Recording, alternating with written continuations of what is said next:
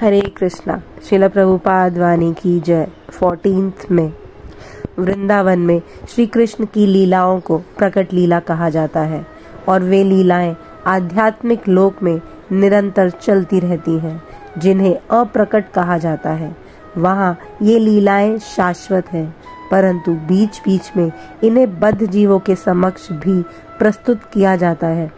ब्रह्मा जी के एक दिन में एक बार, उसी प्रकार जैसे 24 घंटे में 12 घंटे के लिए हमें सूर्य दिखता है।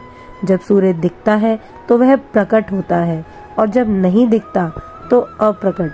अप्रकट होने का अर्थ यह नहीं है कि उसका अस्तित्व ही नहीं है। इन शब्दों का प्रयोग बद्ध जीव को देखने और ना देखने की क्षमता के संदर्भ में किया गया है। श्याम सुंदर को पत्र 14 मई 1970। जगत गुरु श्रील प्रभुपाद की जय। श्रील प्रभुपाद वाणी की जय।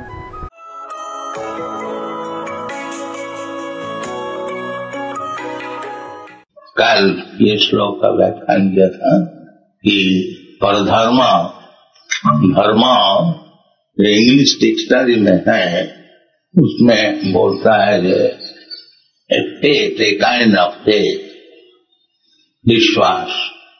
कोई बोलता हम हिंदू धर्म में विश्वास करते हैं, तो बोलता हम मुसलमान धर्म में विश्वास करता हूँ। बाकी धर्म तो साक्षात भगवत्व निगम। धर्म जो है वो भगवान का दिया हुआ है। जैसे भगवान का दिया हुआ ये दुनिया है, चंद्र है, सूर्य है, आकाश है, अनेक वस्तु भगवान दिया, तो उसमें आप बिलीव करें ना करें वो चीज रहेगा। इसी प्रकार असल जो धर्म है उसमें आप विश्वास करें या ना करें, धर्म वही रहेगा। You cannot manufacture, that is not possible. जैसा राजा का कानून है, वो आप विश्वास करें या ना करें, आपको मानना पड़ेगा। आप अगर कहते हैं या मैं नहीं विश्वास करता, अभी जो ऑर्डिनेंस है हम इसमें विश्वास करें, अब न कीजिए। आप गड़बड़ करेंगे तो फिर आपको सजा मिलेगा।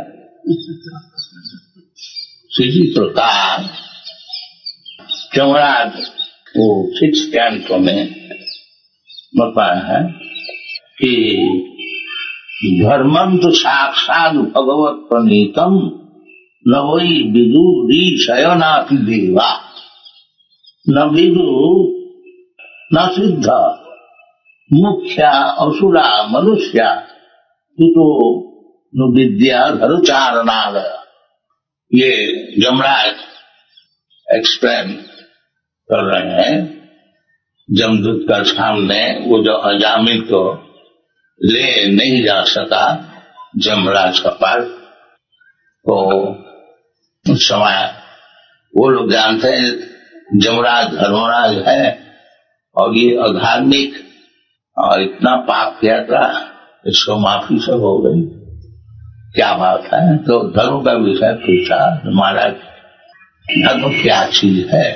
तो उसका उत्तर में जमराज जी बताया था कि धर्मं तो साक्षात भगवत, जो भगवान कह देते हैं वो धर्म है। धर्मं तो साक्षात भगवत प्रणीतम न वही विदुर ऋषय। बड़े बड़े ऋषि लोग जो है वो भी नहीं जानते। धर्मस्य तत्व निहितं गुहाया, तो बड़े बड़े ऋषि लोग, आप हमका बात तो छोड़ दीजिए, तो बड़े बड़े सब ऋषि लोग है वो भी नहीं जानता। नति विदुरीशय नापि देवा, और जो सब बड़े बड़े देवता लोग हैं, ब्रह्मा, लॉर्ड शिव और इंद्र, चंद्र, वरुण आदि बड़े बड़े सब देवता लोग, वो भी नहीं जानते। और कहते हैं न सिद्ध मुख्या, बड़े बड़े साहब जो सिद्धि प्राप्त किए हुए हैं, उनका जो मुख्य है, प्रधान है, वो भी नहीं जानते। न सिद्ध मुख्या असुरा, और असुर लोग जो है और ये मनुष्य है ये कोई भी नहीं जानता। कुतून विद्या धरुचारणादय, और साधारण विद्या था चारण क्या सब समझेगा। तो धर्म का जो तत्व है वो जो भगवान का रिप्रेजेंटेटिव है उसको मालूम है। इसलिए शास्त्र में बताया है कि धर्मस्य तत्वं निहितं गुहाया महाजना जीन निश्चय। महाजन लोग जो धर्म को ग्रहण किया है जैसे बताया है वो धर्म है। और वो महाजन कौन कौन है वो भी बता दिया है।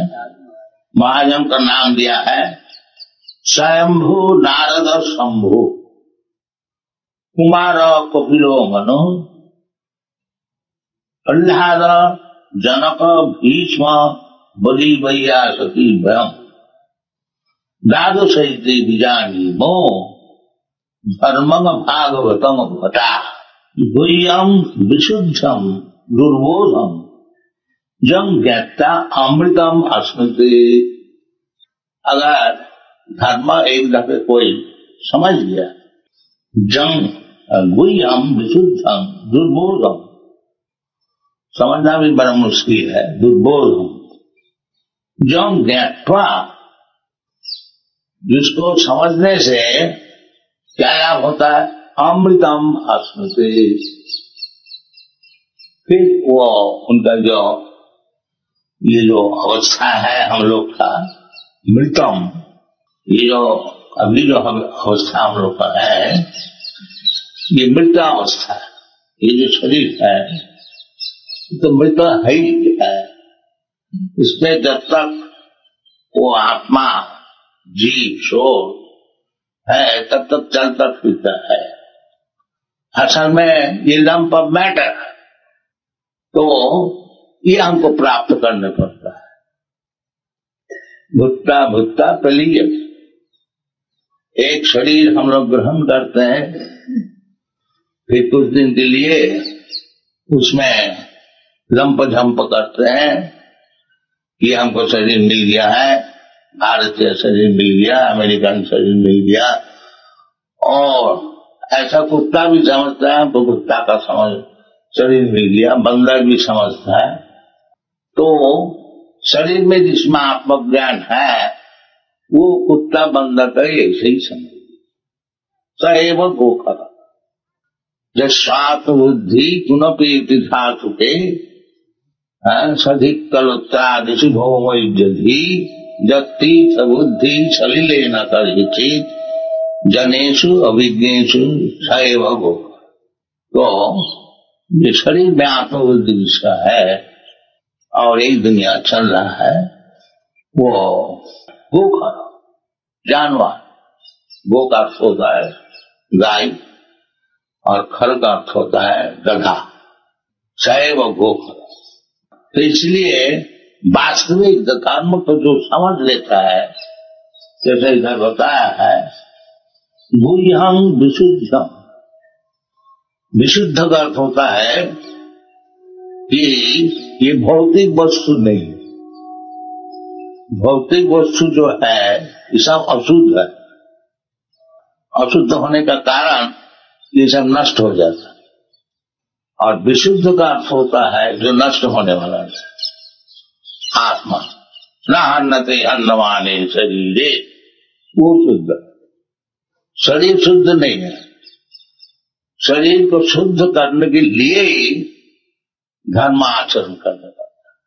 इसलिए विभिन्न धर्म, ये जो वर्णाश्रम धर्म, इसको धर्म कहा जाता है कि ब्राह्मण क्षत्रिय वैश्य शूद्र ब्रह्मचारी गृहस्थ वानप्रस्थ। क्योंकि हम लोग सब अभी अशुद्ध अवस्था में है, तो इसको नियमित करने के लिए, विशुद्ध अवस्था में जाने के लिए ये जो विभाजन है ये अवश्य जरूर। इसको छोड़ने से फिर वो अशुद्ध ही रह जाता है, विशुद्ध नहीं होता। तो इसलिए हमारा वैदिक सभ्यता में जो वर्णाश्रम धर्म है उसको पालन करना यही मनुष्य जीवन का प्रारंभिक कार्य है। और वर्णाश्रम जो समझता नहीं और उसके लिए जो प्रयत्न नहीं करता है वो अशुद्ध ही रह जाता है। उसको जन्म जन्मांतर और एक शरीर छोड़ करके और एक शरीर लेना और फिर कुछ दिन काम करना, फिर मर जाना, फिर एक शरीर लेना, ये आवागमन, the cycle of birth and death, वही अशुद्ध अवस्था। तो शास्त्र में इसलिए बताया है कपो दिव्यंग पुत्र का जीन शुद्धेत सत्ता। मनुष्य जीवन जो है वो सत्ता शुद्ध करने के लिए।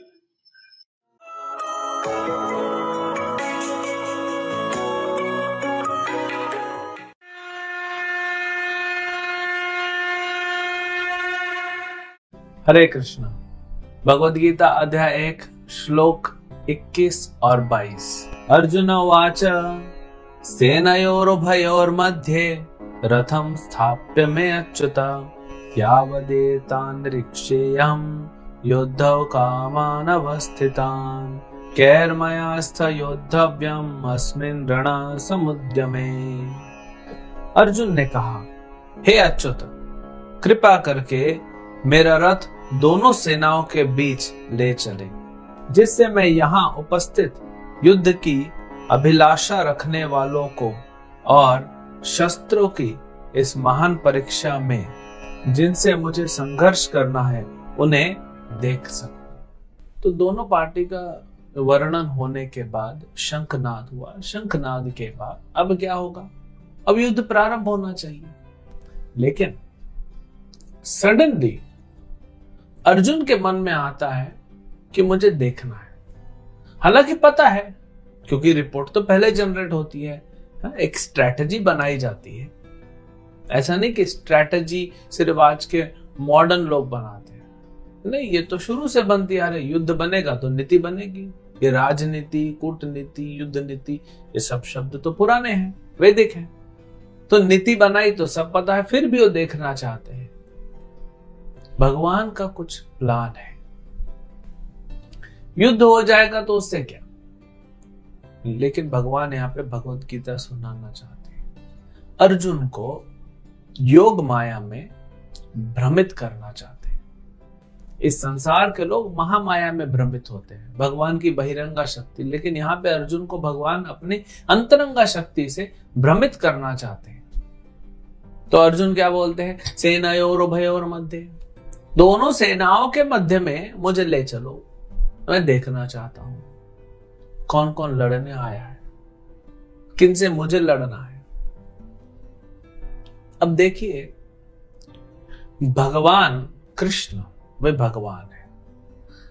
अनंत काल से, अनादि काल से सारी सृष्टि को वे आदेश देते आ रहे हैं और उनके आदेश अनुसार होता है।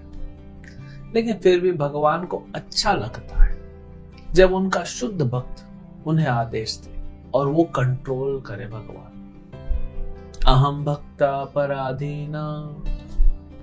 हम देखते हैं कैसे यशोदा माता ने कृष्ण को बांध दिया, कैसे गोपियां कृष्ण को अपने इशारों पे बोलना चाहती है।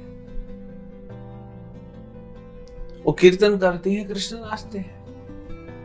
तो भगवान को ये अच्छा लगता है, इसमें आनंद मिलता है कि कोई उन्हें कंट्रोल करे।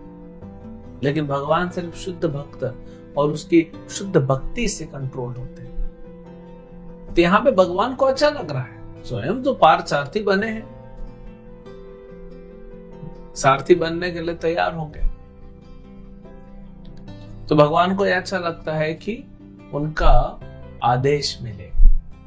और अर्जुन उनका परम मित्र है, उनका भक्त है और उनका नित्य संगी, नित्य पार्षद है। तो अर्जुन कह रहे वहां ले जाओ। तो भगवान अब रथ को ले जाएंगे। अगर आप ये स्थान देखेंगे, आज कुरुक्षेत्र जाएंगे तो वहां पे जहां भगवत गीता बोला ज्योतिसार कहा जाता है, वहां से करीब वो सेंटर में था ना, दोनों सेनाओं के बीच में ले जाना था, वहां से 2 किलोमीटर दूर जो है ब्रह्म सरोवर, वहां पे पांडवों की सेना खड़ी थी और 2 किलोमीटर उस तरफ कौरव की सेना खड़ी थी। तो वो स्थान आप आज भी जाके देख सकते हैं। ये कोई मन घड़क कहानी नहीं है, ये स्थान है। तो यहाँ पे भगवान ने जो प्रदर्शित किया, भगवत गीता तो सुनाया, लेकिन कैसे अपने भक्त के दास के रूप में अपने आप को प्रदर्शित किया और अपना नाम सिद्ध कराया पार्थसारथी। हरे कृष्ण।